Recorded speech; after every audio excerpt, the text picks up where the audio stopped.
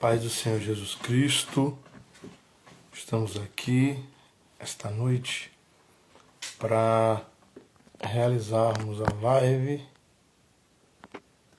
que ontem eu não consegui realizar. Vai ficar gravada.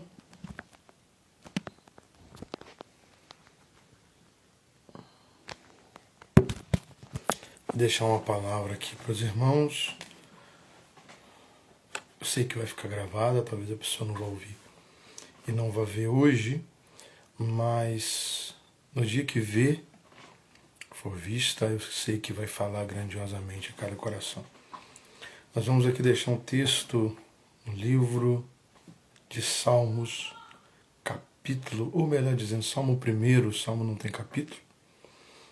Salmos foram escritos em forma de canção, por isso tem apenas versos e não capítulos. Quero deixar aqui esse texto pequeno, de grande valia para nossos corações, de grande ensinamento também. Salmo 1. Vamos ler esse texto, explicar rapidamente, para que quem ouvir seja edificado através desse texto, seja edificado através dessa mensagem. Amém? Diz assim: bem-aventurado o varão que não anda segundo o conselho dos ímpios, nem se detém no caminho dos pecadores, nem se assenta à roda dos escarnecedores. Já começa um ensinamento, já começa grande ensinamento do salmista através desse primeiro verso dizendo bem-aventurado. O que quer dizer bem-aventurado? Bem-sucedido. Bem-sucedido é o varão. Quando se fala varão, interpreta-se como homem e também interpreta-se como humanidade. Bem-aventurado é a pessoa, é o homem, a mulher, que não anda segundo o conselho dos ímpios. O que é andar segundo o conselho dos ímpios? É fazer aquilo que um ímpio induziu, aconselhou ou disse para você fazer. E o que é um ímpio? O ímpio nada mais é nós que estamos dentro de uma instituição religiosa, dentro de uma denominação. A minha denominação é a Assembleia de Deus, mas existem várias denominações, assim como Batista, Metodista, Quadrangular, Presbiteriana e outras igrejas. Isso nós chamamos de instituição religiosa. Uma assembleia, uma igreja. A igreja que do grego significa eclésia, chamados para fora, ou assembleia, reunião.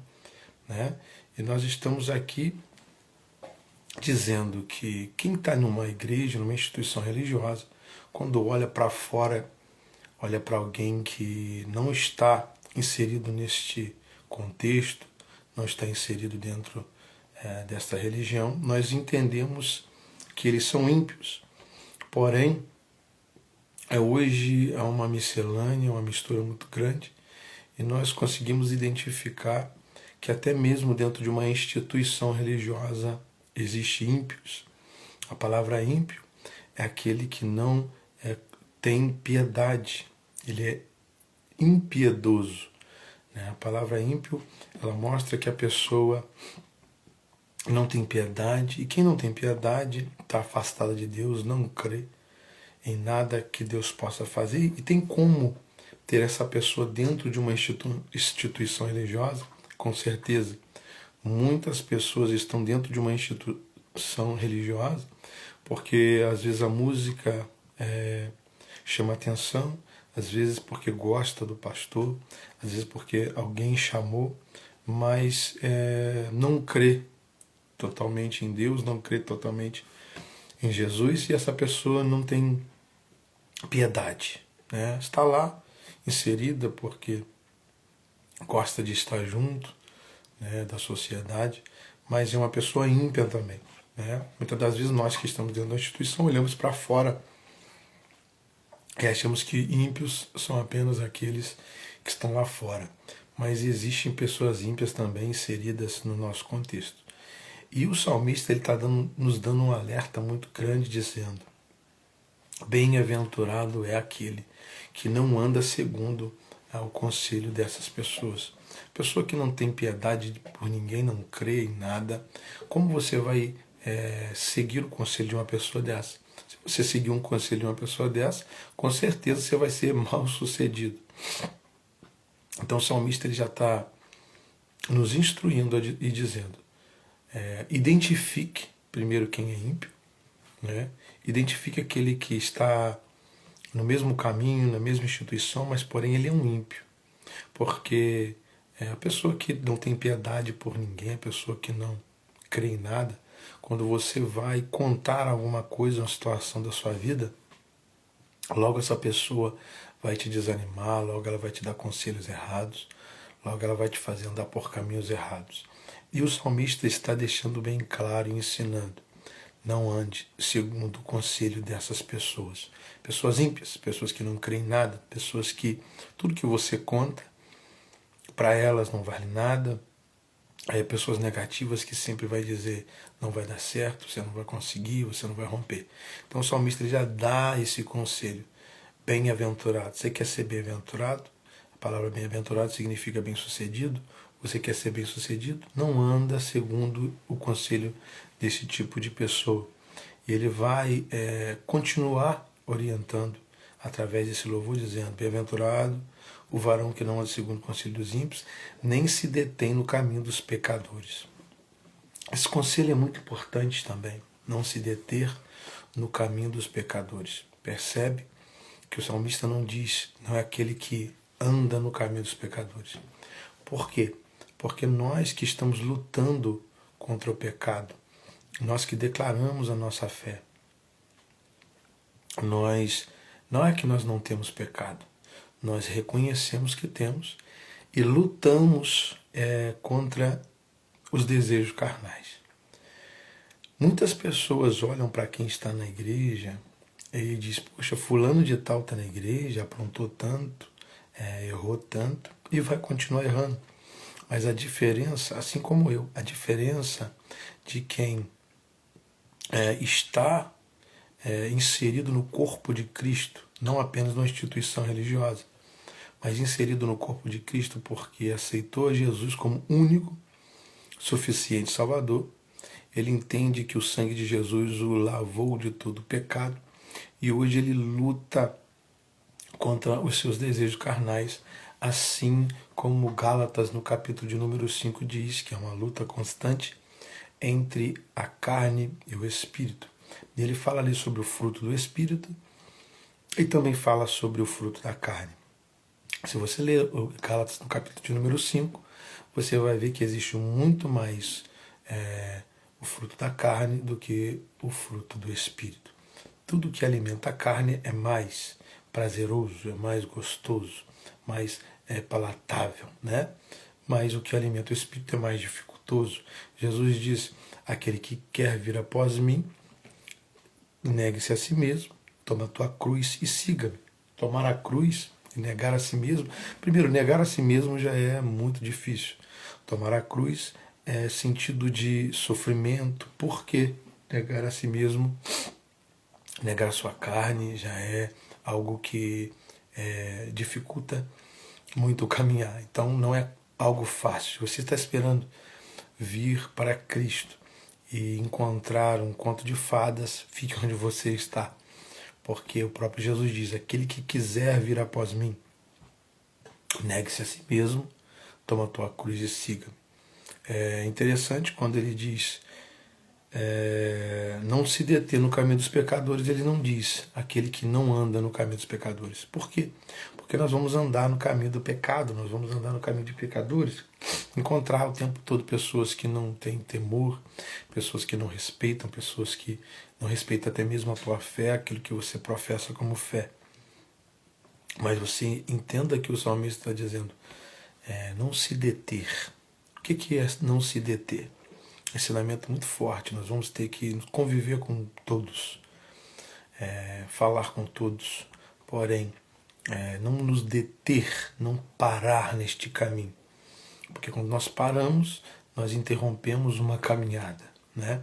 Então, quando nós estamos no caminho dos pecadores, vamos encontrar, conversar, lidar, interagir. Isso é a vida. Eu não posso me trancar numa redoma de vidro.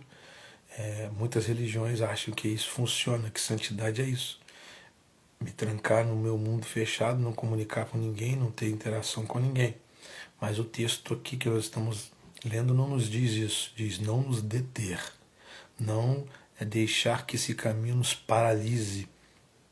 Vamos interagir com todos, porém, o texto diz não se deter no caminho dos pecadores. Quando nós acharmos que estamos parados demais neste caminho, analisando muito isso, nós devemos continuar caminhando. Não se deter no caminho dos pecadores, nem se assenta na roda dos escarnecedores. Esse texto, já fui pego muito por esse texto, porque eu paro e converso com todos. Eu gosto de praticar esportes e às vezes estou num ambiente de esportes, né? Eu me lembro uma vez que eu trabalhava numa empresa e no intervalo dessa empresa, do trabalho, o pessoal se reuniu para ir num bar, fazer um lanche e tal. E eu fui com eles e eles falaram, você vai vir mesmo, pastor, com a gente? O que vão falar de você? Eu falei, não vão falar nada, eu tenho a minha consciência. Eu vou me assentar, se vocês for beber cerveja é problema de vocês. Eu vou fazer meu lanche, né? Mas quando alguém lê esse texto, interpreta de uma forma errônea e vai dizer, você não pode sentar com essas pessoas, você não pode conversar com essas pessoas, porque são escarnecedores. O que nós temos que entender é que o escarnecedor aqui que o texto está dizendo não é uma pessoa que é debochada apenas, né? Nós conhecemos muitas pessoas que são debochadas, que zombam, brincam, mas ele não está dizendo sobre essa pessoa e nem está dizendo de pessoas que não professam a mesma fé que a gente. Ele está dizendo de pessoas que escarnecem. Pessoas que escarnecem das coisas de Deus. Dessas pessoas que nós não podemos nos assentar nessa roda. Onde houver alguém falando mal das coisas santas, não entendem, não querem entender, e falam mal e debocham e ri. Você conhece alguém assim? Eu sei que conhece. Eu conheço muitos. E quando eu vejo esse escárnio das coisas santas, ou até mesmo o escárnio da parte de Deus, zombaria, eu me levanto e saio. E é isso que o texto está nos ensinando. A não comungar, a não estar junto de pessoas que debocham, brincam, zombam das coisas santas, das coisas canônicas e até mesmo de Deus. O verso de número 2 diz, antes, está dizendo, você quer ser bem sucedido? Primeiro você não pode fazer isso. As primeiras 3 coisas que ele lista, ele está dizendo, você não pode fazer, você quer ser bem sucedido, não faça isso. Não anda segundo o conselho dos ímpios, não se detém no caminho dos pecadores, nem se assenta na roda dos zombadores das coisas santas. Agora, você quer ser bem sucedido? O verso 2 diz, antes tenha o seu prazer na lei do Senhor e na sua lei medita de dia e de noite. Quer ser bem sucedido? Você tem que estar tendo prazer nas coisas de Deus, na sua lei. O que é a sua lei? É a palavra. É aquilo que tange os ensinamentos de Jesus, os ensinamentos do nosso Deus. Está envolvido com isso. Antes tenha o seu prazer. Tenha prazer em estar falando das coisas de Deus, pensando nas coisas de Deus. Né? Tenha o seu prazer na lei do Senhor e nela medita. Tem gente que lê muito, mas não medita. A meditação que o texto está falando não é aquela meditação que você senta no chão e fica lá né? Não é esse tipo de meditação. A meditação que o texto está falando e nos sugerindo é você se lembrar, relembrar e ficar ali pensando. Né? Há um estudo que diz que quando você lê algo, você absorve 15% daquilo que você leu. Então, se você lê um jornal, que é difícil hoje alguém ler um jornal, mas se você lê uma notícia no seu celular, se você lê um livro, o estudo está dizendo que você absorve 15% daquilo que você leu. Mas quando você medita, até mesmo, isso está dizendo é meditar, a Bíblia, quando você medita, você está relembrando e aqueles 15% pode se dobrar ou até mesmo triplicar do que você entende. Então, quando você não é apenas ler, tem gente que lê e não compreende, tem gente que lê e não entende. Então, o salmista está dando um ensinamento muito, mas muito poderoso. Antes tem o seu prazer na lei do Senhor e na sua lei medita de dia e de noite. Quando você faz isso, medita. Quer ver um lugar muito bom para você meditar? E eu já passei bastante tempo nesse lugar, que é o ônibus. Às vezes eu leio um texto e eu vou pensando nesse texto, vou construindo outros pensamentos, outros termos dentro da minha cabeça, dentro daquele texto. E é algo formidável. Eu monto até pregações dentro de um ônibus ou em cima da moto quando estou indo trabalhar. Isso é meditar. Você triplica e quadriplica às vezes o conhecimento que você adquiriu na sua leitura. E o texto está sendo bem claro nisso. Não apenas leia, mas passe o dia meditando naquilo que você leu. Hoje tem muito o devocional. Eu vejo muitas pessoas pegando o seu devocional no início do dia, lendo. Mas não faça apenas isso. Medite, tenta entender, cave um pouquinho mais. Né? Muitas pessoas dizem, você está procurando coisas na Bíblia que são difíceis. Você procura texto ou acha coisas que foi ensinado lá atrás e que você muda. Eu não mudo, eu apenas cavo um pouquinho mais. Tem pessoas que são rasas no entendimento e rasas no conhecimento, porque se limitam a ficar no que aprenderam. Né? Mas quando você medita e tenta se aprofundar, você cava um pouquinho mais e você pode encontrar riquezas extraordinárias dentro do texto bíblico, dentro da leitura bíblica. Antes, tem o seu prazer na lei do Senhor e na sua lei medita de dia e de noite. Verso 3. Quando você faz isso, ele está dando um condicionamento. Ele dá um condicionamento no verso 1, dá um condicionamento no verso 2. Quando ele chega no 3, ele diz, quando você se propõe a cumprir esse condicionamento, aí sim vem o resultado. Qual o resultado? O 3, verso 3. Pois se você fizer isso tudo, pois será como árvore plantado junto a ribeiro de águas, a qual dá o seu fruto na estação própria, e cujas folhas não caem, e tudo quanto você fizer, prosperar. Vai prosperar nisso. Prosperará. Ele está dizendo, se você fizer isso tudo, seguir esse condicionamento, você vai se parecer, ele está fazendo uma comparação, com uma árvore plantada junto a ribeiro de águas. Aquele ribeiro de água alimenta aquela árvore pela raiz todas as estações. Ela nunca perde suas folhas, nunca, ela está sempre frondosa, ela está sempre bonita. O que o salmista está fazendo a comparação é tudo que você fizer, você vai se parecer com essa árvore. Você não vai ser envergonhado, você não vai ser derrotado, você não vai ser desacreditado, porque perder as folhas é como se trouxesse uma vergonha sobre si. E ele está dizendo isso. Mas será como uma árvore plantada junto a ribeiro de águas, cujas folhas não caem, e dá o seu fruto no tempo certo. Às vezes você está se empenhando, lutando, e ainda não viu o fruto do seu trabalho crescer. Mas se você seguir esse condicionamento bíblico, se você seguir o que a palavra ensina através desse texto, e você vai se tornar uma árvore plantada junto a ribeiro de águas, que dá o seu fruto na estação certa, estação própria. Você sempre vai estar vistosa, com as folhas, nunca vai ser derrotada.